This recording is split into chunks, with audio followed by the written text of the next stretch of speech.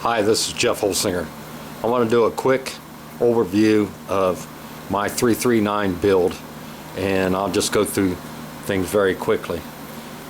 Anyway, I used all the stock hardware that came with the airplane. It all worked out really great.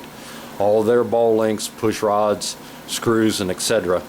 A little fueler valve and overflow valve, or fitting rather. I used all the stuff that came from the kit, so I purchased nothing extra for the kit. So let me show you what I did on the inside here, and we'll go through some steps.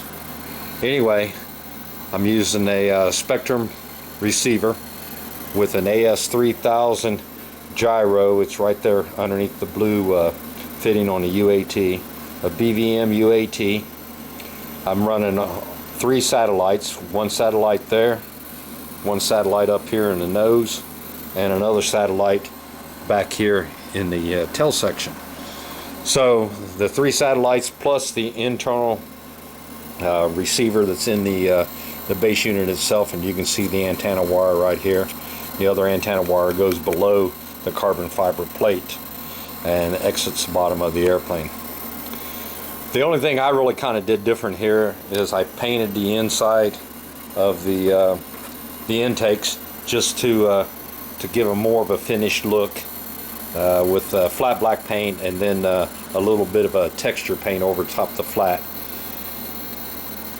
People talk about adding weight to the nose of the airplane. I'll go over the CG here in a minute, but what I did was I used 2 hard pack 5000s for the receiver. So there's one there, one here, and then this is a 3200 for the King Tech 86 turbine. It's a little overkill as far as batteries, but you need the weight up front. So I found with this battery combination, my CG fell out just exactly perfect without having to add 4 or 6 ounces to the nose of the airplane. So I did it with the batteries, and the CG worked out just fine. I always do a shut-off valve like everybody else does.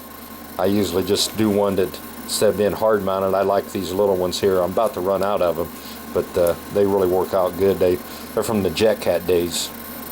The brake controller, pretty neat how it works. It's got a test button which allows you to run the retracts up and down without having to power up a radio, and that is real helpful when you first get to the field and you want to put the airplane together. You just push the button and the retracts come down and you got the airplane together, and you didn't have to worry about powering up a radio or doing anything like that. This battery right here is dedicated to running the brakes and the retracts only. So that's what I'm using there. It's just a little 1050 milliamp 2-cell li-poly pack. I'm using a Spectrum soft switch that comes with the power safe receivers. The gas tank, all stock plumbing, use their fittings. They worked out very nice.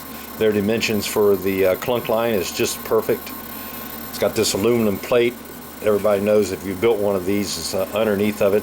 Now, one thing I will tell you that I missed, and maybe it's because I didn't read the instructions well enough, but the back of the gas tank has to be even with this bulkhead. If it's back here, like I centered it on the plate, you can't get this hatch on.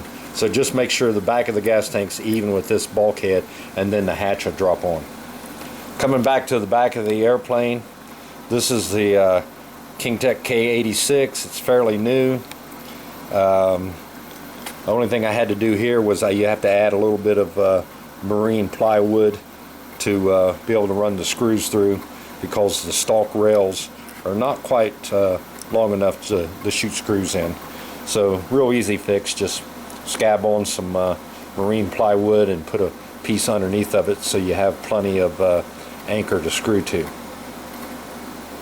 The fill valve is here on the side, and the dorsal fins, you know, bolted on perfect.